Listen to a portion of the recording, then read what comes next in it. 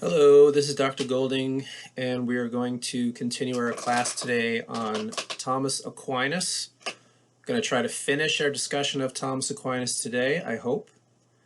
And so last time we were talking about how Aquinas agrees a lot with Aristotle, that first of all, there's the doctrine of teleology, which we talked about, that Aristotle was correct, that all creatures, including the human being, have a telos, a goal or an end, that is suited to the nature of that thing. And so the human being also has a telos, an end or a goal, a final end, which we are somehow destined to pursue. And Aquinas also agrees with the teleological approach to virtue, which is that virtue is going to consist in those qualities or character traits which allow us and help us to reach our telos, although that is not guaranteed. At least for Aquinas, our natural telos is not guaranteed. We'll talk a little bit more about, in a certain sense, how Aquinas thinks that if the human being does everything he or she is supposed to do to gain one's supernatural telos, then that will be guaranteed because God is in the picture for Aquinas. But let's get back to what Aquinas agrees with Aristotle about. So Aristotle was right that the human being has a telos. Aristotle was correct that virtue consists in those qualities which will help us to reach our telos. And we also talked about how Aquinas agrees that there is such a thing as natural happiness. And so the kind of happiness that Aristotle spoke about is a real thing. Human flourishing in this world, realizing one's potential in this world as a physical human creature. This would also include, for Aquinas, living a rational life, having family, friends, and a certain amount of good fortune. Those are external goods that Aquinas agrees that in order to have natural happiness, you need those external goods. And also, we kind of already said this, but man is a rational animal, and so all of the virtues, at least all of the virtues that Aristotle talked about, he was correct that those virtues involve living a rational life, using reason to pursue knowledge, and also using reason to guide one's actions and control one's emotions in this world. Now, where Aristotle was lacking, we said that Aquinas, based on Christianity, based on revelation, we talked about that a little bit last time, that Aquinas believes that in addition to reason, human beings are also able to know certain things by way of revelation. Okay, and revelation is a religious concept in a sense, right? That according to Christianity, and this is also true in Judaism and Islam, that God reveals certain truths to human beings.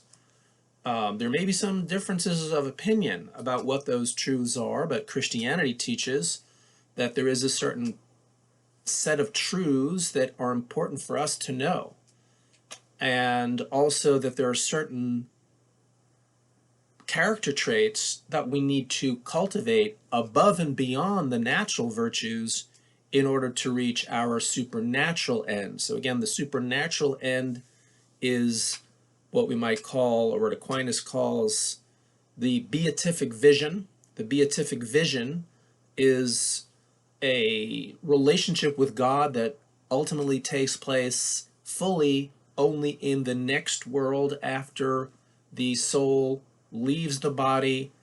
According to Aquinas, based on Christianity, if a human being has done things rightly, and we're going to talk about what those things are basically, but according to Aquinas, if a human being does certain things correctly, lives a certain way of life, then he or she, that soul, will go to the next world after the soul leaves the body and attain what is called the beatific vision. The beatific vision is the blessed relationship. The word beatific means blessed or happy.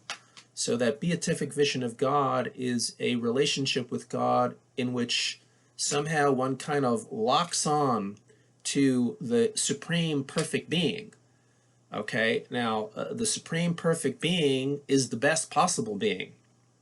The next best thing to being God is having a certain kind of relationship with God in which one, as Aquinas says, and in a way he's kind of borrowing language from Plato a little bit. Remember how Plato talked about that one can partake in the good, that the physical things in this world can partake in certain forms. That was the language of participation. Well, according to Aquinas, God is really the supreme good. God is the supreme good. And in that way, Aquinas agrees more with Plato than with Aristotle. There is an ultimately good, perfect being that is God, right?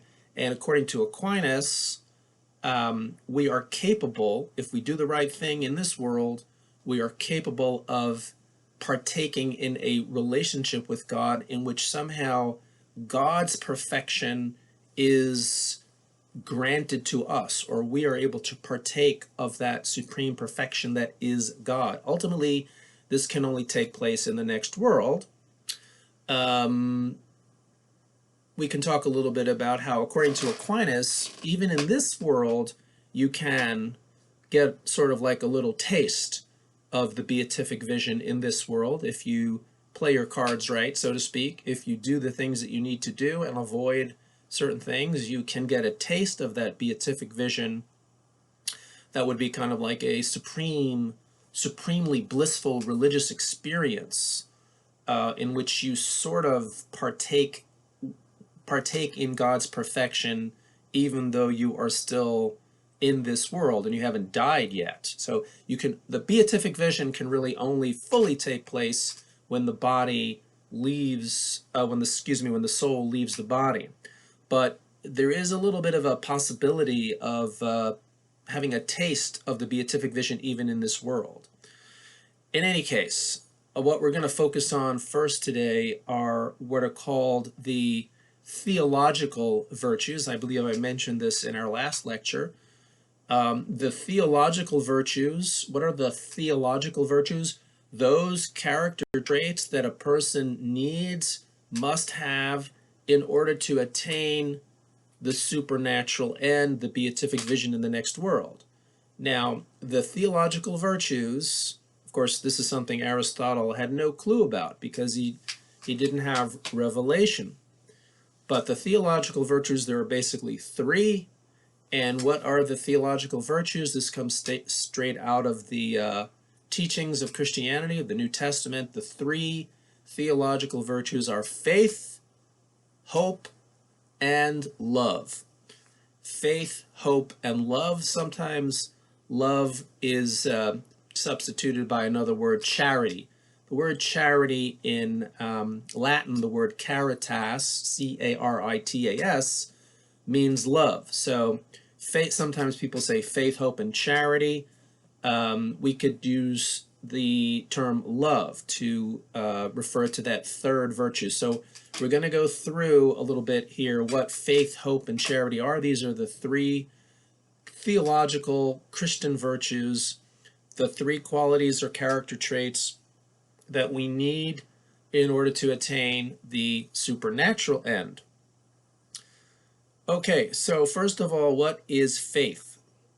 So I'm going to give you a little definition of faith. This may be a little bit of a paraphrase from Aquinas's actual words, but basically what we'll say is that faith has to do with accepting or believing certain things, okay?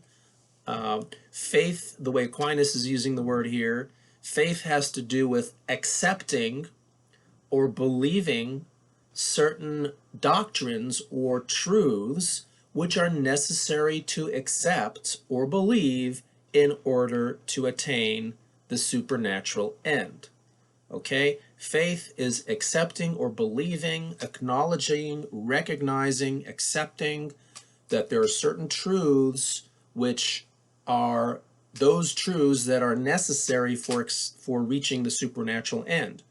Now, what are those truths? Okay, so the most important one, there's several, but really the most important one for Christianity, for the Christian conception of faith, the most important truth that a person needs to accept or believe in order to attain the supernatural end is that Jesus is the main route toward the supernatural end. Okay, accepting, believing, taking it upon oneself that it is through Jesus who, according to Christianity, is, of course, we're talking hardcore Christianity here. Jesus was not a normal human being. He was not just a prophet. Jesus was, in some sense, God or divine in some way, okay? And by accepting upon oneself the Christian teaching that it is through the sacrifice of Jesus on the cross that human beings are able to attain that supernatural end of beatific vision with God.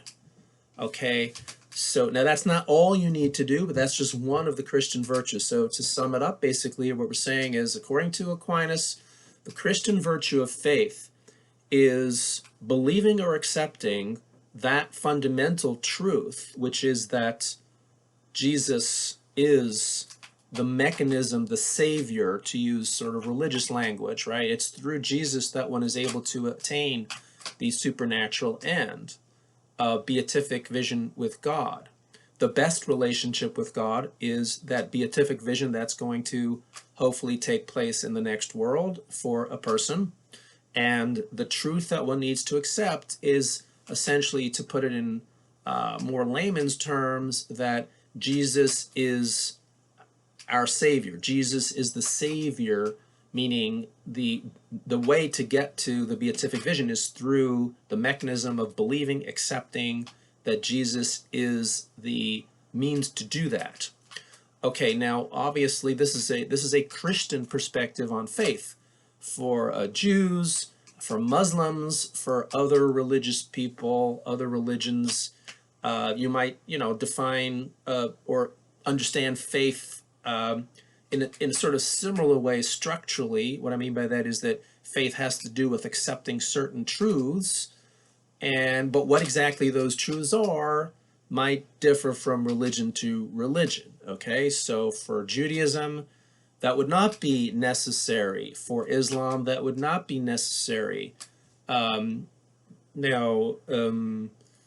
from what I understand of more recent developments in Christian thinking since the time of Aquinas, there are those who say that, those Christians who say that, well, maybe you don't have to accept Jesus as your Savior in order to get to the next world.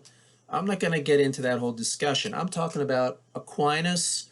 I'm talking about classical Christianity here, which is that the only way to gain salvation is through accepting Jesus as the mechanism to do that. Now, there's a whole long story about why. Why would that be? Why is it necessary?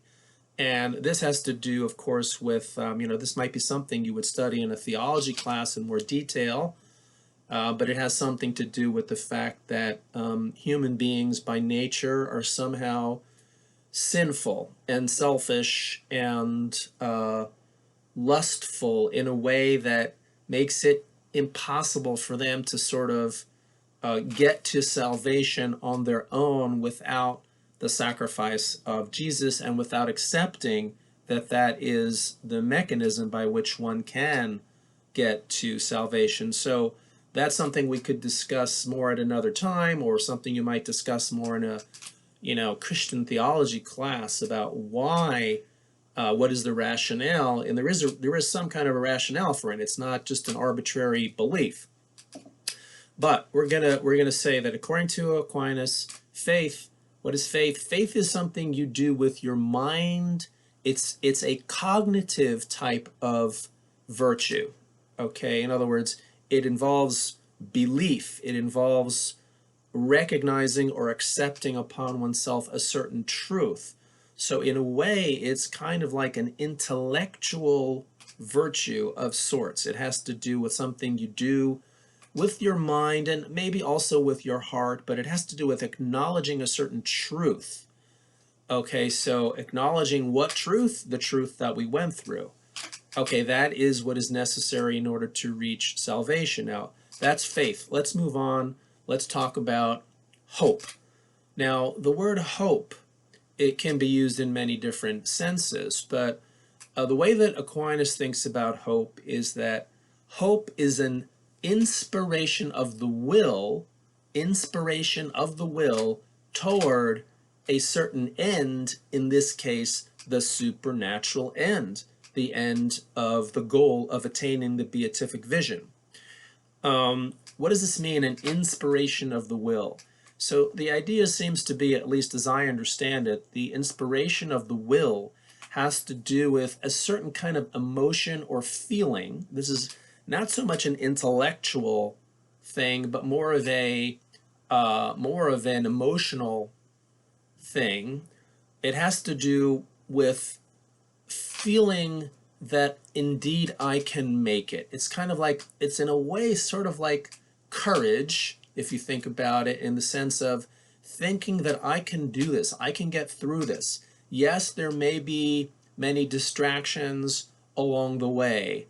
There may be many pitfalls. There may be many circumstances which I might fail and fall below what I need to do. And we'll talk about what we need to do when we get to love. But right now we're talking about hope. Hope has to do with this inspiration of the will, a feeling that indeed if I do what I need to do with God's help, I will succeed in getting to that wonderful end, in this case, the beatific vision. So inspiration of the will. Now the will is the faculty of choice. The will, your willpower is, your ability to choose what to do and what not to do. So the inspiration of the will is kind of like that emotional feeling that you have when you think to yourself, hey, if I do what I need to do, I can succeed. Okay, as we use the word hope, in a more mundane application. We sometimes use the word hope to, let's say, you might hope to win a certain game that you're playing, right? Suppose you're playing a basketball game and you have, the coach says, we can do this. We can win. Let's do it. We know we can do it. We can do it. If we do what we need to do, we will win. So that's the sense in which we're using the word hope, an inspiration of the will toward a certain end. In that case, the end would be winning the game. It could be, I hope that I'm going to be able to graduate college. There may be some trials and pitfalls and challenges along the way, but if you have that feeling of inspiration that you can see the end somehow, maybe dimly, at the end of a dark tunnel. You see that light at the end of the tunnel and you say to yourself, I can make it, I can do it. If I only do what I need to do, I will make it. That is hope. And that is a virtue. That's a character trait that a person needs to have and develop and cultivate and work on in order to reach the ultimate end of the beatific vision. Okay, so that is the Christian virtue of hope. And now we need to talk next about the third Christian virtue, theological virtue. Again, theological as opposed to natural. The natural virtues are those virtues that Aristotle talked about. They have to do with living a successful life as a human in this world. The theological virtues, we talked about faith, we talked about hope, and now let's talk a little bit about the Christian virtue of love. So or sometimes called charity, as I mentioned. Now, the Christian virtue of charity involves love of God and of one's fellow human being, including one's self. Okay, love. Now, someone may be thinking, well, can you please define love? And a lot of people say love is hard to define. There are different senses of love. There's romantic love, erotic love. There's different kinds of relationship of love. There's love of one's parent, love of a child, love of a spouse. There's, a kind of more, where really we're talking, when we talk about love for one's fellow man, that's more of a general, or fellow human being, that's more of a general kind of love for even people that you might not even know personally. But what exactly is love? Some people say love is impossible to define. But I think that, for Christianity, one thing we can say here in defining the Christian virtue of love is that love involves care and compassion. Care and compassion for oneself, one's fellow human being, and for God in a certain sense. Now, how that's going to play out to yourself, to your fellow human being, and to God, how that's going to play out in your actions is going to be different, okay? In a way, God doesn't have the same kinds of needs as maybe your fellow human being has who lives down the street, or maybe someone who's in poverty, someone who is sick and is needy. So having love for your fellow human being, how that's going to exactly play out is going to depend on the circumstances and the relationship and the time and the place and so on. And some of the details may be kind of hard to work out very precisely, but generally I think we all know what care and compassion for your fellow human being means. And so to have care and compassion for your fellow human being it would play itself out in terms of helping other people, not hurting other people, not being cruel to other people, being a generally helpful person, caring. Sometimes it may involve giving charity. It could involve working in a soup kitchen. It could involve smiling at someone. It could involve giving someone a ride to the doctor. How that's going to play out in practice is going to depend on the time, the place, the circumstance. But the basic virtue of love has to do for Aquinas not only with feeling but doing. Okay, so of all the three virtues, we talked about faith. Faith is more of an intellectual virtue, accepting, acknowledging that the only way I can attain eternal bliss, the beatific vision, that relationship with God, is through accepting certain teachings of Christianity, right? Hope involves emotion, that inspiration of the will. But love is that virtue which involves action. It involves doing. It involves helping, giving, sharing, being compassionate and caring toward yourself, toward your fellow human being, and also caring about God and God's interests, if you will, in the world. So if I love God, I'm going to do what God wants me to do, right? If I love God, and I believe, as Aquinas does, that the ultimate end or purpose or destiny for all human beings is the beatific vision, then I'm going to want to engage in activities that help other people reach the beatific vision. Okay, and what's so special about human being? Why does love involve other humans? Well, in a way, love involves it can involve loving God's creatures. Right? So if you love God and God created the world and God created this world, then you're going to want to promote the interests of the world. That's a pretty sort of vague concept, but especially human beings. Human beings are special because they are like God more than anything else, at least in the natural world, okay? As the Bible teaches, the human being is created in the image of God. And the fact that we are rational and capable of choice is one of the things that makes us very much like God. Okay, so in loving human beings, we are also loving God. If you truly love God, Now, God is deserving of the ultimate kind of love. But human beings, because we are in the image of God, we are somewhat like God.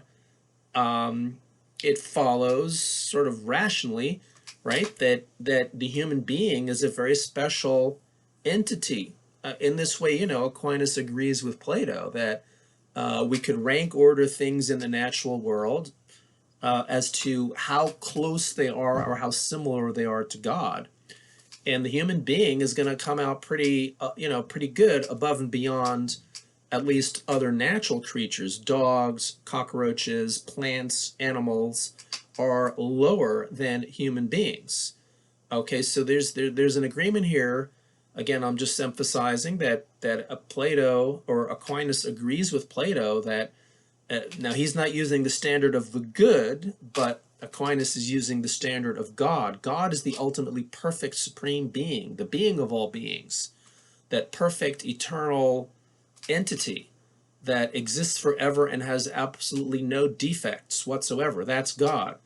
The human being, especially insofar as we are linked up with a body, we're finite, we are subject to defect and sin, error, both intellectual and we are able to fail and not develop the virtues. Okay, so but we are rational creatures and we have free choice. We have free choice, and so therefore we are in some way like God, and therefore human beings are deserving of love, and that includes loving yourself. Okay, because you too are human, so you should love yourself equally as much as you love other people. I mean, you're a human, other people are human too. So, I mean, you kind of have a natural self-interest in your own well-being, maybe to some degree more than others, but Aquinas believes that we are capable of acting in such a way as to place other people ahead of our own interests. Okay, well, we'll get back to that a little bit later, but okay, so we've talked about the Christian virtue of love. Love is, to sum it up, the Christian virtue of love is having care and compassion for oneself, one's fellow human being, and for God. And that's going to require a lot. Aquinas has a discussion of the three virtues, which is the most important, or which is the or which is the easiest one to do. So it's interesting. He says that in a way, faith is the easiest one. Okay, why is faith the easiest one? Because you don't really have to do much. All you have to do, in a way, to have faith is to accept. It's something you would say, okay, I believe, I accept. But it doesn't require action necessarily in and of itself. Faith is the beginning, according to Aquinas. It's the first step. You need to have that faith, otherwise you're not going to have inspiration of the will, and you're not going to develop that Christian virtue of love. So you need to have faith as the first step. But it's in a way the easiest. The next easiest, but the next natural one to flow here is hope. Okay, I say first, this is the way Aquinas is thinking of this, is first I say to myself, okay, I accept that this is the mechanism, this is the way I'm going to attain the beatific vision. It's through the Christian path. It's through understanding and accepting Christianity. Jesus as one Savior. Okay, I accept that. I believe it. If I say that, it's easy to do, relatively speaking. The next thing is I have to say to myself, okay, if I do what I need to do, I can get to that wonderful beatific vision. Well, that's hope, the inspiration of the will toward the final end. The next step is going to be, okay, well then do what you need to do, which is have the Christian virtue of love. And that's going to require a lot. The Christian virtue of love seems like it goes well above and beyond what Aristotle's doctrine of the mean, if you recall. We talked about, again, for Aristotle, practical virtue involves following the mean between extremes. Not too much, not too little, not going overboard. Well, in a way, Aquinas would say, the Christian virtue of love is very, very demanding virtue, to really develop that care and compassion for your fellow human being and for God and for yourself and to really live with that Christian virtue of love is not so easy. It requires a lot of doing, and it requires a lot of not doing certain things as well. So the virtue of love is the hardest one to fully acquire. And if you have that one, then that's it. You've got the whole package: faith, hope, and love. Now let's get back to, okay, so I think I've finished more or less discussing, defining, we could spend more time on this, but I think for our purposes, we've got the three Christian virtues of faith, hope, and charity out there. We can discuss this more, hopefully, at a discussion section. But let's talk a little bit about whether the final end is guaranteed or not. So I mentioned this a little bit earlier today, but because remember, Aristotle says that if you have virtue alone, that doesn't guarantee that you're going to be happy in this world, because you still need external goods, and those external goods do not necessarily depend on you, right? There's a matter of fortune that may or may not that there's a matter of luck, essentially, that Aristotle says there's a role that luck plays, fortune, in being a happy person in this world, right? We talked about tragedies, how they can take away your happiness. Okay, so here's what Aquinas would say. Well, Aristotle was right when he said what he said, in a sense, because in this world, yeah, some people do everything that they should be doing, but they don't end up having natural happiness. But Aquinas would say that if you have the theological virtues, then the final supernatural end of attaining beatific vision in the next world is guaranteed. It's guaranteed because it's guaranteed by God, right? According to Aquinas, there is a God, and God designed us, created us with this ultimate end in mind. And God, well, for whatever reason, he sometimes allows people in this world not to attain natural happiness. That really doesn't matter, because the ultimate, true, final end of the human being is the supernatural end, and that is guaranteed by God. So it's something that, as I think we might say, according to Aquinas, supernatural happiness is guaranteed, but it's not as if all you need to do is be virtuous and then it comes automatically. God is supplying the beatific vision. So there is an external good, right? The external good that's out there that's going to guarantee that you reach the beatific vision is God himself. So there's something outside of you that is going to guarantee that supernatural end. Okay, we can talk about that some more if you wish at our discussion section. Now, we've talked about the three Christian virtues, and what we need to do now is turn to a totally new aspect that we haven't talked yet about. This is still with Aquinas, but there's another major piece, so to speak, to Aquinas's theory of virtue that we need to get into, and this is what is sometimes called what Aquinas calls natural law. Okay, so we're switching gears here a little bit. We're gonna get into a discussion of natural law. Aquinas believes in something called natural law. Now, as we're gonna see, natural law in a way is it's kind of like another way of talking about natural virtue. So we're going to leave our Christian virtues behind for a little while, and we're going to talk about natural law, which in some way corresponds to the natural virtues. Okay, so in a way, this is something that Aristotle, according to Aquinas, Aristotle kind of missed this, but it does have to do with natural virtue in a sense. I'll try to make this clearer as we go along. Let's talk about Aquinas's idea of natural law. So First, Aquinas talks about the idea of law. What is a law? We're going to define the notion of a law in a certain way. Okay? A law is a command, or what we can call an imperative or a command which has a general form and which is issued or laid down, legislated by some authority. Okay, there's several components to this. I'll give you some examples, but first of all, a law has the form of a command. A command, well, you know what a command is, right? A command is something like brush your teeth, shut the door, go to bed, right? Those are commands or imperatives.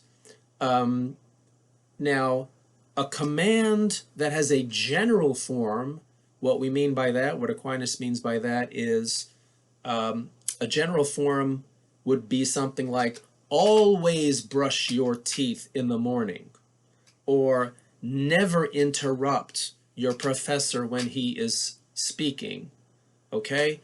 Always hold the door open for elderly people.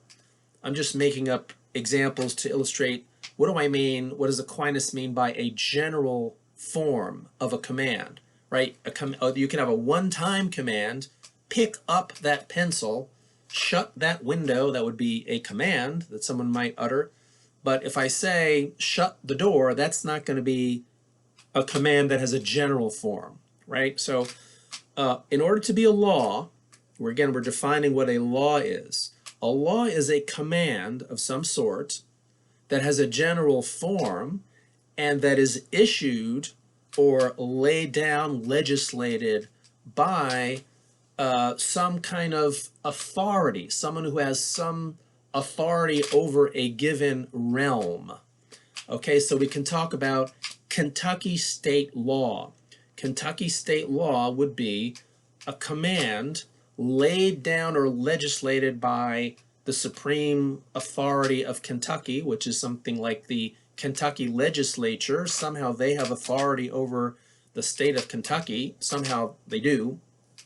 Let's not worry about how they got to be in that position of authority right now, but if you have an authority and they issue or lay down a command of a general form for the realm that they govern, then you have a law. Kentucky state law would be those commands that have a general form, always drive below 65 miles per hour, or never use heroin. That would be, let's say, maybe that's a Kentucky state law.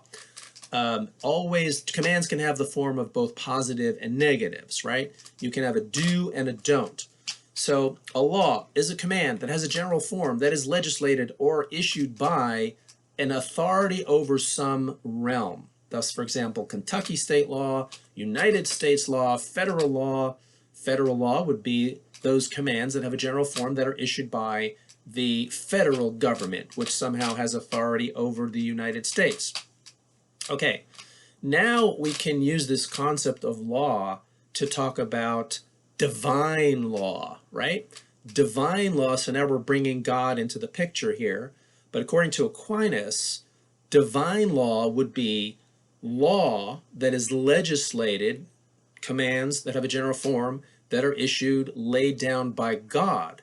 Now, God is the supreme authority over the world, over the universe, according to Aquinas. So the way Aquinas is thinking is that, God, when he creates the world, he can sort of lay down the law for how the world, how the universe is supposed to go, how it's supposed to run. That would be divine law. And so we can also say, Aquinas claims that there's such a thing, we can call this eternal law also. Divine law and eternal law are really two names for the same thing, because after all, God is eternal, and Aquinas believes that when God creates the world, he creates the world in a certain way, and God sort of lays down the law for how the world, how the universe is supposed to operate pretty much forever. So divine law, eternal law are basically two words for the same thing. Next, Aquinas says that when we think about eternal law, there's two classes. Eternal law breaks down into two classes or two kinds of law. There are a lot of eternal law basically covers or governs the way the world works, not just for human beings, but for all creatures. There are certain laws that operate in the world that we really don't have any choice about whether to obey or not to obey. Okay? Now, on the other hand, there's another second portion of eternal law, which human beings, because we are rational and because we are capable of choice, some portion of eternal law is given over to us with the option or choice of obeying or participating therein. Okay, so natural law, finally now we're getting to the definition of natural law according to Aquinas, is that portion of eternal law which rational creatures, essentially that means human beings, have the choice to participate in freely, to obey freely, rather than sort of being hardwired to obey. So, for example, Aquinas thinks that there's a certain portion of eternal law that all creatures must obey and they don't have any choice. Today we might talk about, the law of gravity or other laws that have to do with the operations of the world. The law of gravity, other what are sometimes called scientific laws, that, water boils at a temperature of 212 degrees Fahrenheit. That's a law that God sort of laid down when he created the world. But there's no choice about whether water is going to boil at 212 or not. It's going to happen. Okay, human beings do not have a choice about whether to obey or defy the law of gravity. The law of gravity applies to all creatures, including human beings. We don't have any choice about whether to obey or not. But what Aquinas is claiming is that a certain portion of eternal law is given over to human beings to choose freely about whether to participate in or obey, as we might say. So again, natural law, and we're going to talk about specifically what the natural law is, and we're going to see that there's three categories of natural law, my favorite number 3. Okay, but natural law is that portion of eternal law which human beings have the choice to obey or not to obey. Now, when we say that they have the choice, they're supposed to obey. Okay, so Aquinas is thinking that God gave us free will. He laid down certain laws about what we are supposed to do, but he also has given us free will to choose to obey those laws or not. That's natural law.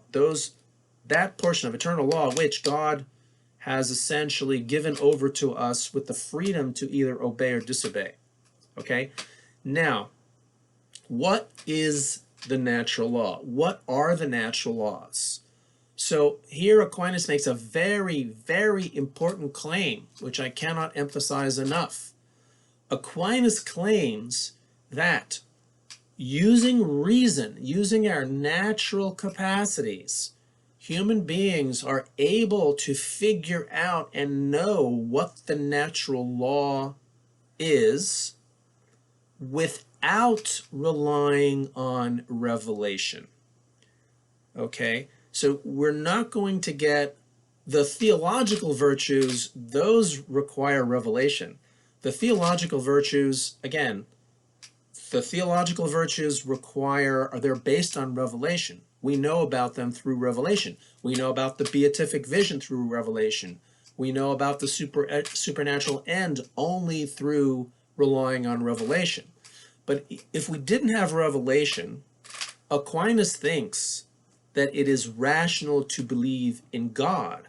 We look around the world, we talked about this last time, the teleological argument. This is one of the things he disagreed with Aristotle about. Yes, there is teleology, but when you look around the world, according to Aquinas at least, you can tell, you should be able to come to the rational conclusion that there is a supreme being who designed the world to be the way it is, and that that being is perfect, and that that being is supremely intelligent. Okay, so using reason, using our natural God-given reason, Aquinas claims that we are able to figure out what the natural law is and what the natural laws are. Now, how are we going to do that? So here Aquinas makes another very important claim. Aquinas claims that the way to do this is as follows. First of all, the basic natural law is very easy. Always do good, never do bad, or never do evil. I mean, that's a general, and it has a general form, right? That's a command. Always do good, never do evil. That has a general form. That's a no. You have a negative and a positive. Always do what is good, never do what is bad. That's rational. Okay? Now, of course, the problem with that, and Aquinas realizes this right away, he says, well, okay, it's nice to say always do good, but we need more content. Like, what is it that is good? What is it that is evil or bad to do? Okay, based on natural reason, what is good and what is bad? So Aquinas comes up with the following criterion. He says as follows, that when a human being introspects and thinks about oneself, you discover within yourself what he calls natural inclinations, okay? Natural inclinations. Now, what exactly is an inclination? It seems to be, according to Aquinas, an inclination is a drive or a desire. Maybe the word desire is not the right word. A deep-seated desire or drive toward something. Okay, we discover within ourselves. Now, if it's a natural inclination, it has to be universally present in all human beings. Okay, there may be some exceptions. We can talk about that later. But basically, a natural inclination is something that's going to be natural to all humans. Otherwise, it's not natural. Okay, so like if I have, if I have a desire to play on my cell phone all day long, that would not count as a natural inclination. Now, what exactly the natural inclinations are, we're going to get to. Aquinas has a little theory about that. But a natural inclination is a deep-seated drive toward something. Okay, what are the natural inclinations? Well, Aquinas says that there are three categories of natural inclinations. There's three categories of natural inclinations. Number one, the human being has a natural inclination which actually we find in many, many things throughout nature. Number one, this is not necessarily in order of importance, but the basic natural inclination that all human beings have is self-preservation. Self-preservation is, I think we can agree that self-preservation is a very basic natural inclination. We all have, and we see this in nature, we see it in plants, animals, and so forth. So Aquinas would say, okay, we have a natural inclination towards self-preservation. Now, here's what Aquinas claims. The question, remember, was, what is natural law? How do we know what the natural laws are? So Aquinas argues that if we discover within ourselves a natural inclination towards something, then that must be good. Why? Well, if God created a human being, or God created human beings with certain natural inclinations that are built into them by nature, then it must be the case, Aquinas claims, that in general those natural inclinations are toward what is good. Okay, because this is a kind of Aquinas is you might say an optimist here. Aquinas is claiming that if God created a creature, remember God is supremely intelligent and supremely perfect. If God created a creature with a natural inclination towards something specific, then that must be good, because God is not some kind of maniacal, crazy, mad scientist who would create something in such a way that it has a natural inclination towards something that is bad. So Aquinas is arguing that any natural inclination, now you might have temptations, you might have lusts, you might have certain desires or impulses that you're supposed to avoid, okay? But if it's a natural inclination, so a lot of stress and emphasis is being, a lot of weight, we might say, is being placed here on the notion of a natural inclination. If you discover within yourself, if we, as a general rule, discover within ourselves certain natural inclinations, then those natural inclinations must be toward what is good. So going back to, I said there's three categories of natural inclinations. Number one, self-preservation. Human beings are built in such a way that they have a natural inclination towards self-preservation. Therefore, it follows that it is a natural law that we ought to pursue self-preservation, because we all know that, unfortunately, we are capable of doing things that go against our own self-preservation. Okay, the most glaring case of that would be someone who commits suicide, right? Someone who commits suicide is going against the natural inclination of self-preservation. So, at least this is what Aquinas would say. You don't have to necessarily agree with this, but Aquinas would say natural inclination number one is self-preservation. Again, I say number one, not because it's necessarily the most important one, but it's a very basic one. It's a very obvious basic one, that all human beings have this natural inclination toward, all creatures have a natural inclination towards self-preservation. Therefore, suicide basically is going to be a violation of natural law, according to Aquinas. Suicide is, in general, going to be, now there may be exceptions, there may be some cases, and we can talk about that, but in general, suicide for no good reason, just sort of killing yourself for no good reason, would be a violation of natural law. But there's some spin-off effects or spin-offs of this, which is that Aquinas would say that taking good care of yourself is obeying natural law. Doing those things that promote your own health and well-being are keeping in accord with, following the natural law. All right, that's, so, taking good physical care of yourself, maybe even working out, doing some exercises, keeping yourself healthy, not falling into dangerous, unhealthy, bad habits. All of that is following the natural law of fulfilling that inclination which God implanted within us, but yet gave us the choice about whether to carry through on that inclination or not, so to speak. Okay, that's category number one. Now, second category, Aquinas says that human beings, like other creatures in the animal world, have a natural inclination toward procreation and the raising, fostering of education of children. Okay, this is sort of a double thing here. We're in category two.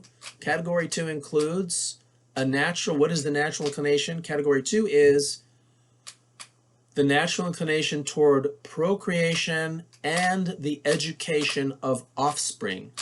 So human beings have a natural inclination to procreate and to have children, and not only to have children, but to rear children and to bring them up, to educate them, not just educate them in the sense of sending them to school, but to cultivate and nurture the growth of those children. That is a natural inclination. Therefore, Aquinas argues that it is a natural law that that is what we ought to do. When we choose to do those things and when we fulfill those natural inclinations, then we are obeying the natural law. That second category of natural law. Okay, now there may be questions, there may be problems, there may be criticisms of all this, but I think what we need to do here is get through the theory, and then we can talk about criticisms if we have time, or maybe on another session. But let's talk about category number 3. Okay, the third category of natural inclination is as follows. This is a very broad one. Aquinas claims that all human beings have a natural inclination toward social living and knowledge or learning. So this is, again, is kind of like a double. There's like a 3A, B here. We got a third category.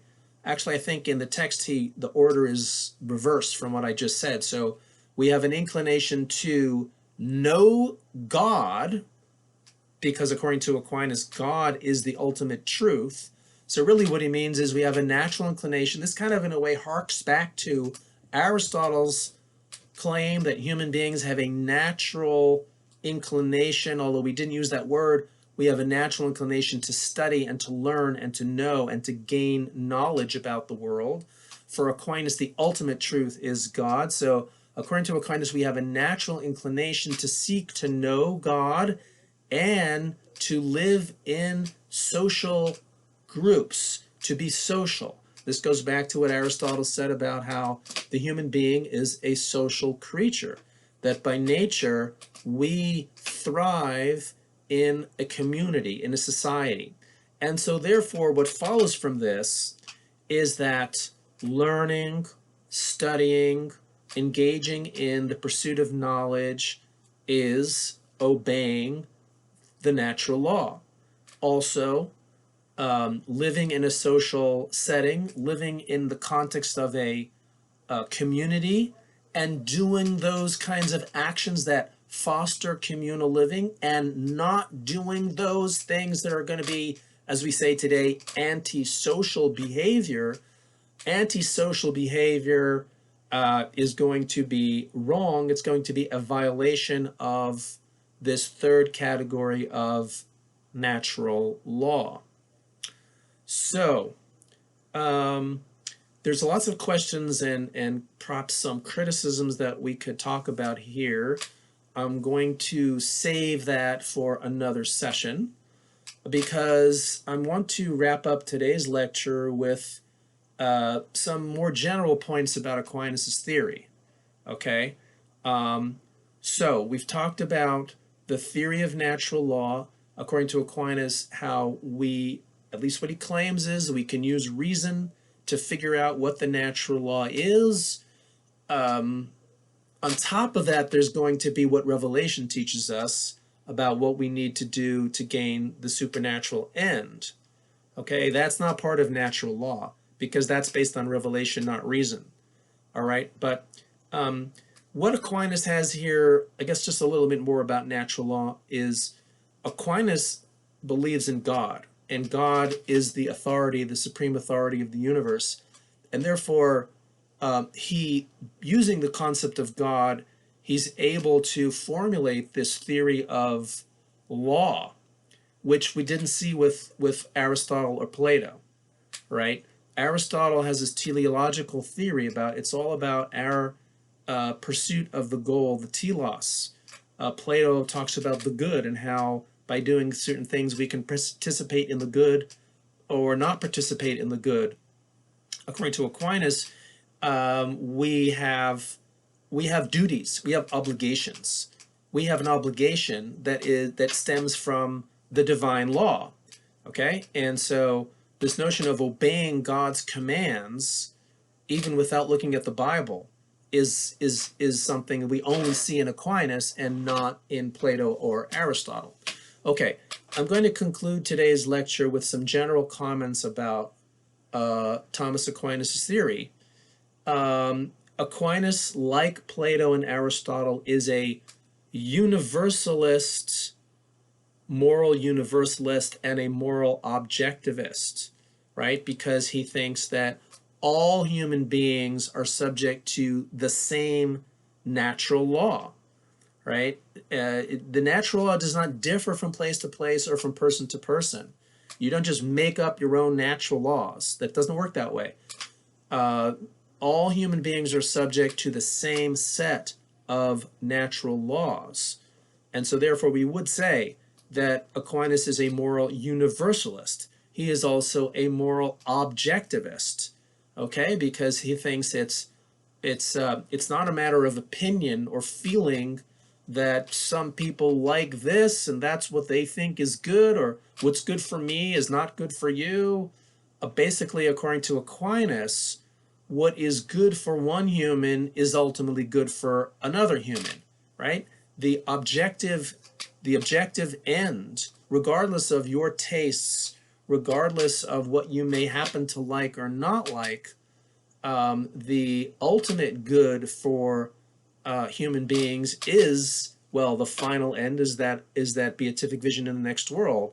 That is what is objectively the best thing for you to pursue and for me to pursue.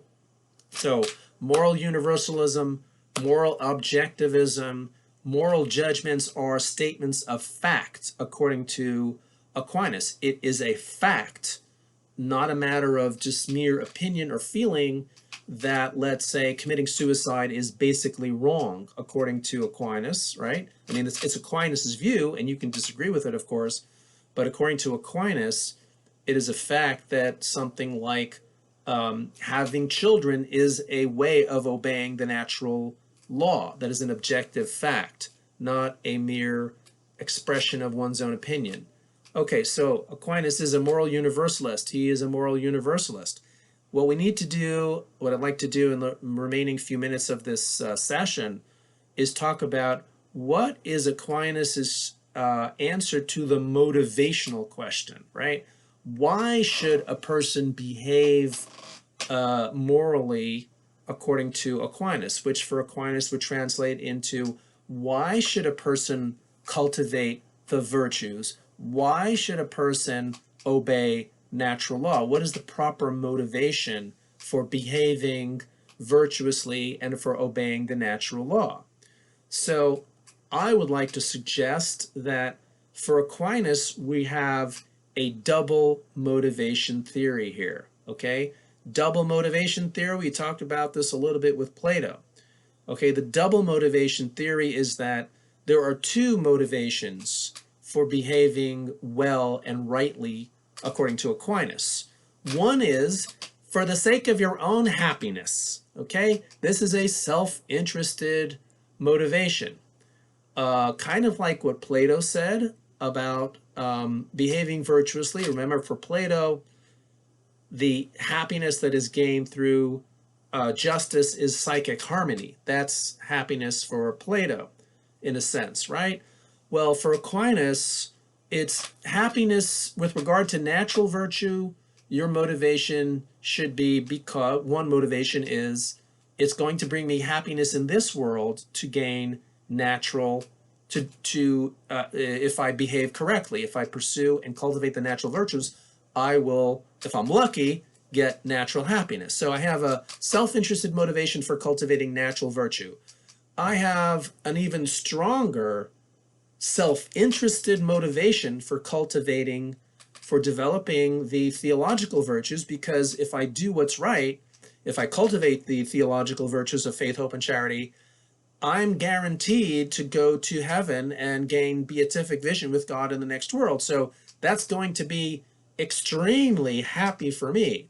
So number one motivation for Aquinas for behaving in accord with the theological virtues is self-interest, my beatific vision in the next world, relationship with God. Okay, but according to Aquinas, there is another kind of motivation for behaving virtuously, and that is due to or out of a recognition or respect for God as the supreme authority, as the best being, who is the being that created the world, designed the world to be the way it is, and has laid down the natural law, which I have the ability to either obey or disobey. So if you're looking for a non-self-interested motivation for obeying the natural law, and thus for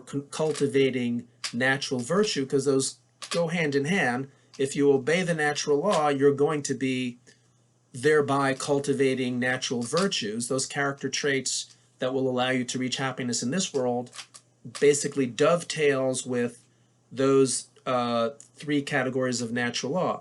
If you're looking for a non-self-interested motivation for behaving virtuously, it would be out of respect or recognition for God's commands, out of a respect for the fact that God has commanded us, or me, to do these things. I will do them, not just because they're in my self-interest, but also out of a recognition that this is the best way to behave. These are the divine commands of the Supreme Being. So that is the second motivation for behaving virtuously and for obeying the natural law, and also for cultivating the natural virtues, although there it's less clear that those are commands. So that's a little bit of a wrinkle there. But basically, double motivation theory, there are two motivations according to Aquinas for behaving virtuously. One is out of self-interest, either in this world, but especially in the next world. And the second motivation is out of a respect or recognition for the divine commands, the commands of the Supreme Being. So, I think we've done a lot for one day, so we're going to close it off here, and during our discussion section, hopefully we'll be able to spend some time talking about criticisms, problems with Aquinas' views. Till then, see you next time.